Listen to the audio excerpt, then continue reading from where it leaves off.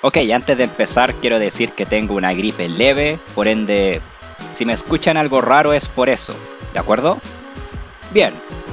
Hola, bienvenidos sean a este video. Muy bien, hora de seguir con la franquicia de Mega Man Battle Network. Ahora con Battle Network 4, estupendo. Por si no lo saben, esta es la oveja negra de la familia.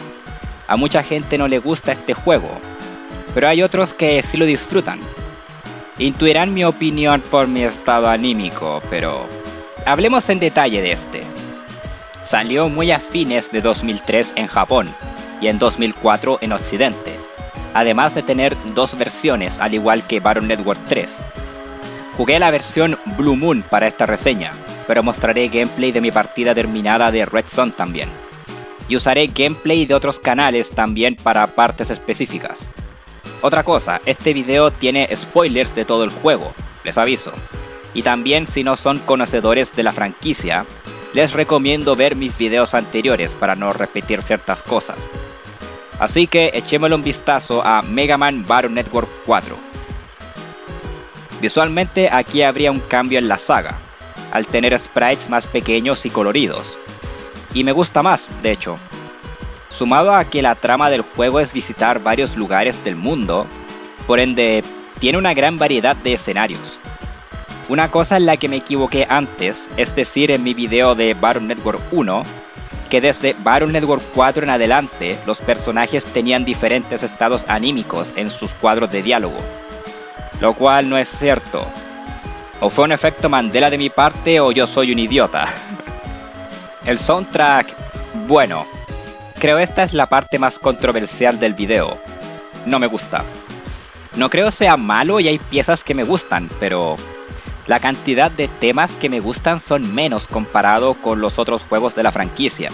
Lo sé, la música quizás sea lo más subjetivo en cuanto a hablar de un videojuego se refiere, pero así es como me siento al respecto.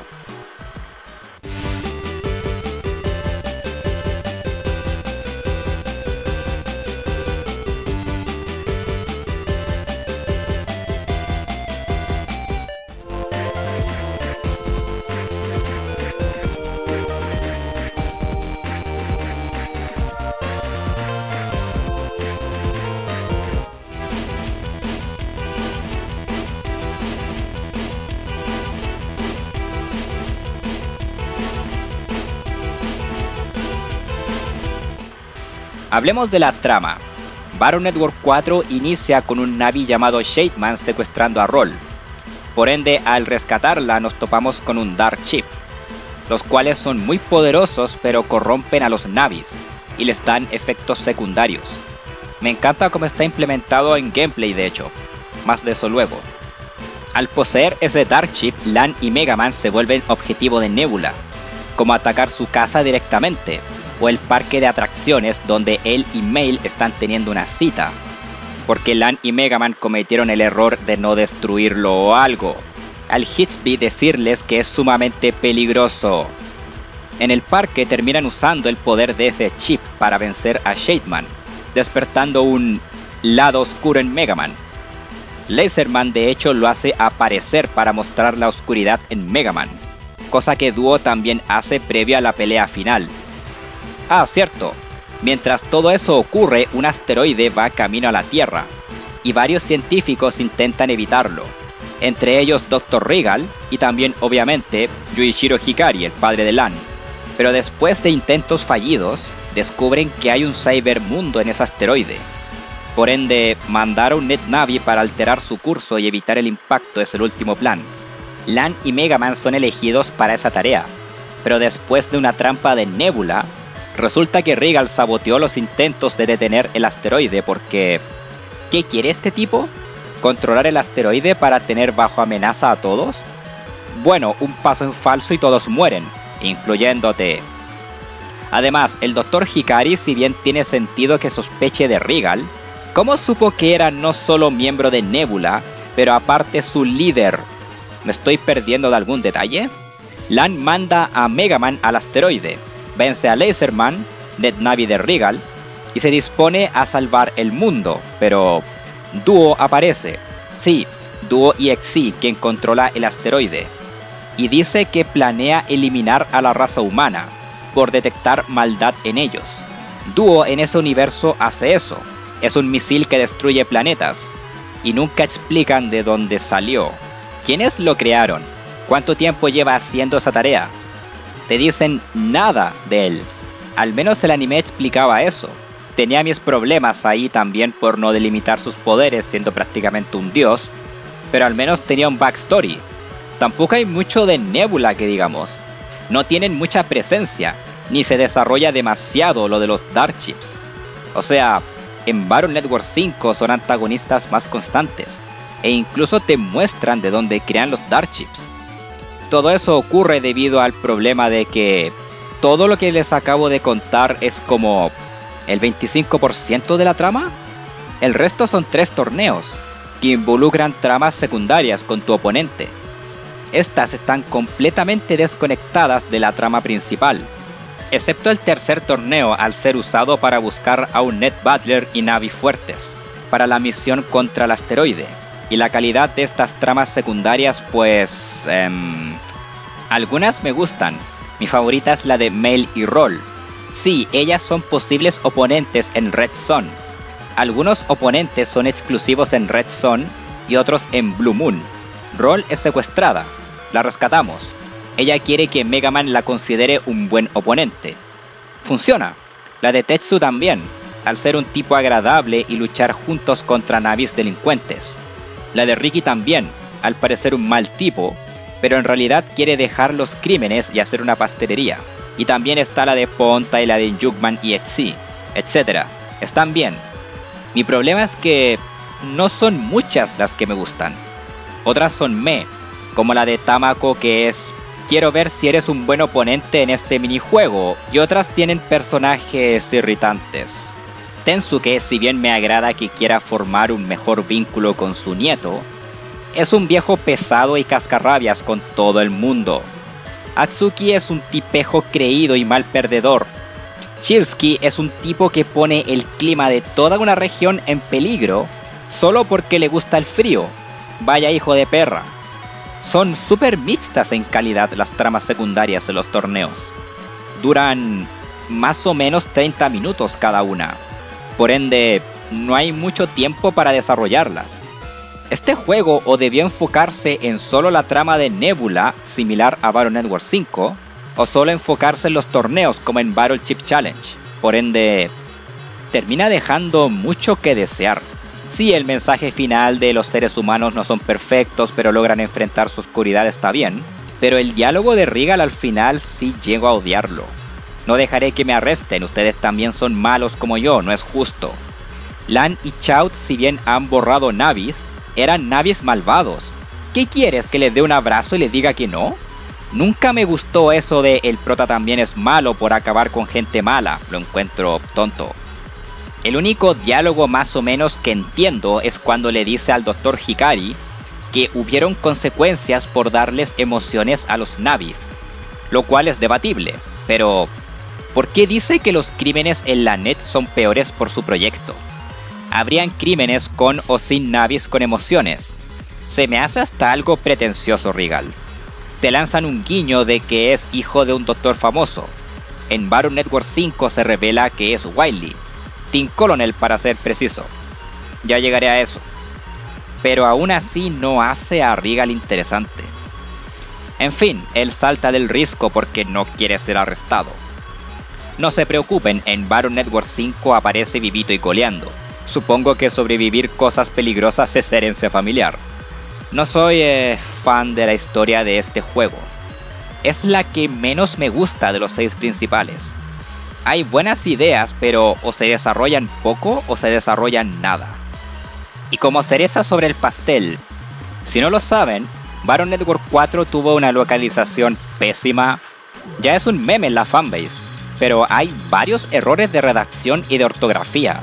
No son pocos, y estos son de los que me acuerdo. Anda por ahí con X6 a decir verdad. Menos mal se confirmó que en el Legacy Collection que saldrá en 2023 retradujeron todo. Por ende, estos errores deberían ser corregidos en esa colección. Pero estoy hablando de la entrega original aquí, por lo que Sí, esta localización fue un desastre. Hablemos del gameplay. Lo usual, algunos enemigos y chips ya no están, pero añadieron otros nuevos.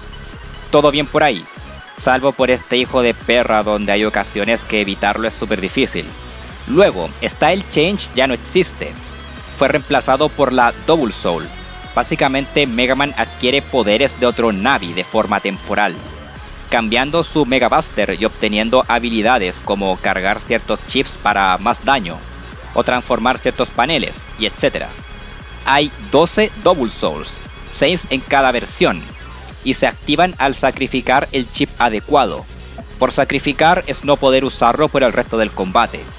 Por ejemplo, chips de curación activan la Roll Soul, chips de agua activan la Aqua Soul, y etc. Todo eso es cool. Claro, las Double Soul solo duran 3 turnos, y solo puedes activar la misma Double Soul una vez por combate, pero puedes activarlas cuando quieras, y usar varias en cada batalla, lo que significa que ya no está esa mierda de grindear los Style Change y solo tener uno o dos a la vez. La mecánica de las Double Soul creo es mucho mejor. También tienes los estados anímicos.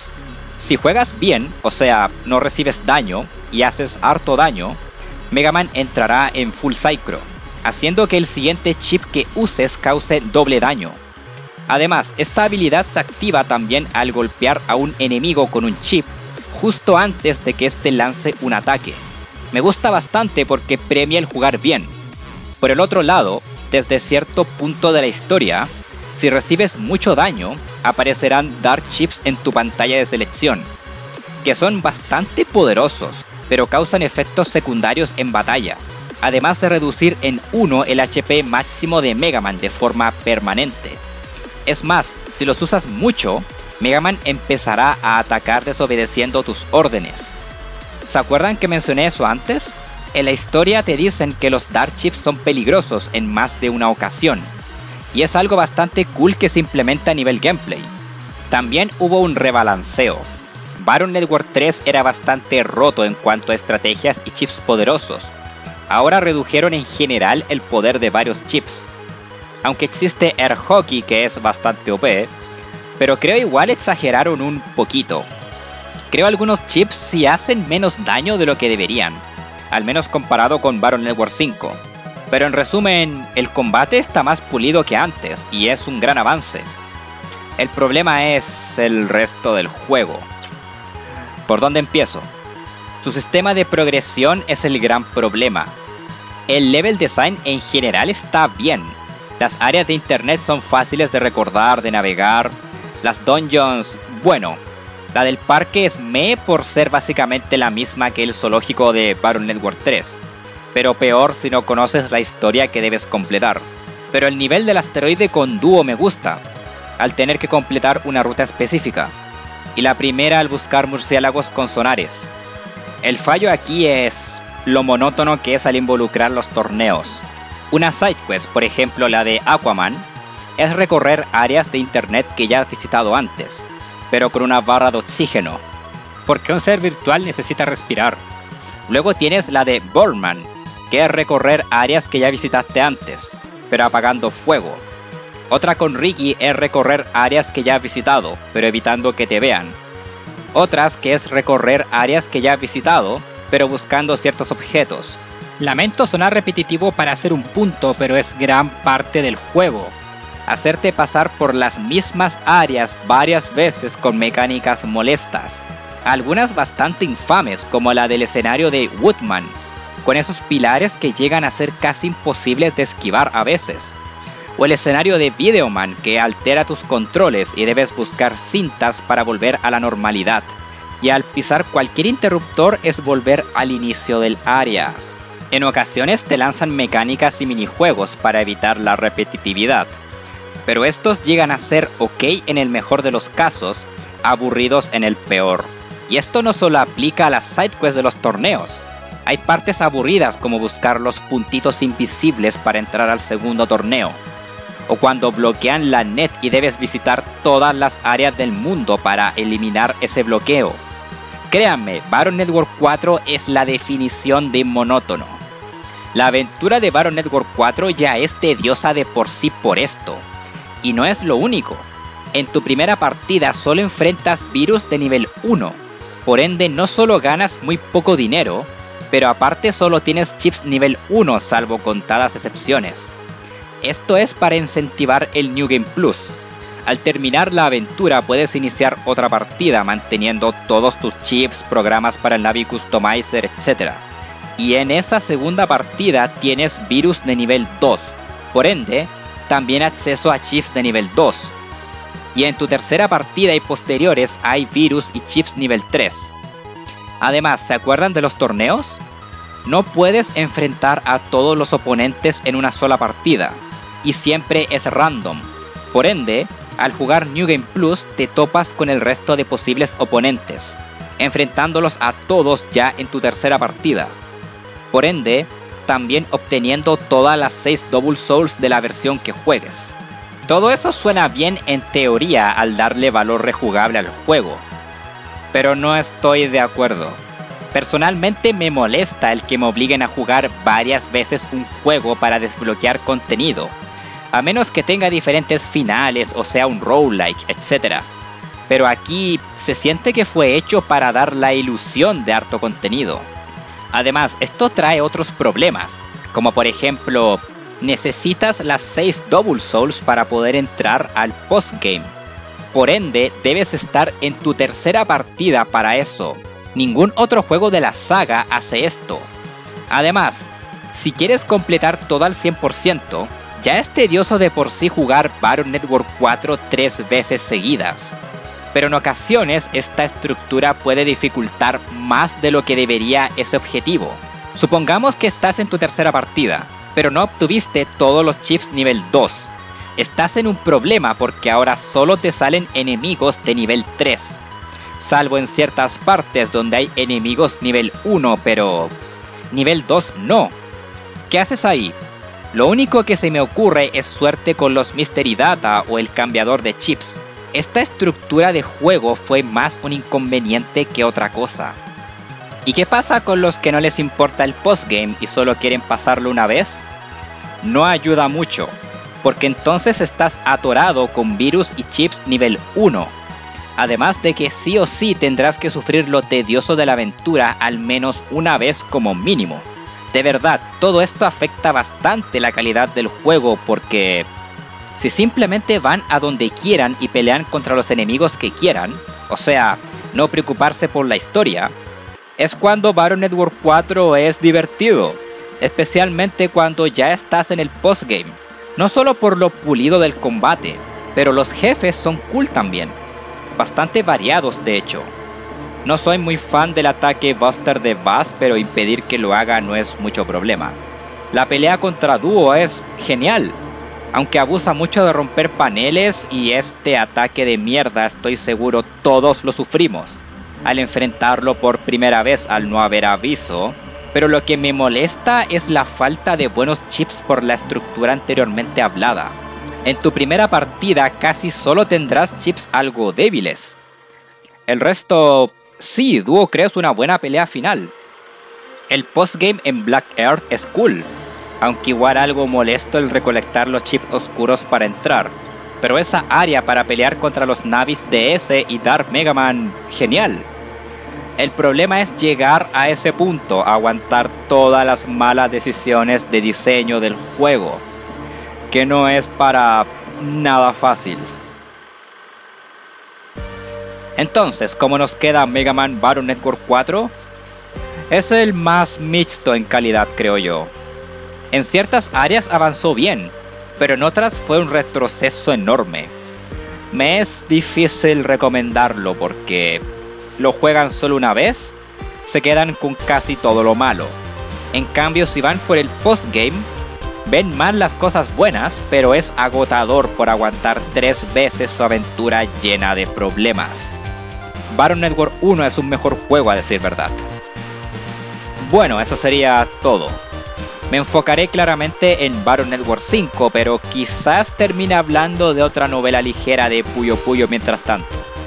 Así que esperen. Si jugaron Mega Man Battle Network 4, dejen su opinión en los comentarios, como siempre. Que estén súper bien y nos vemos. Adiós.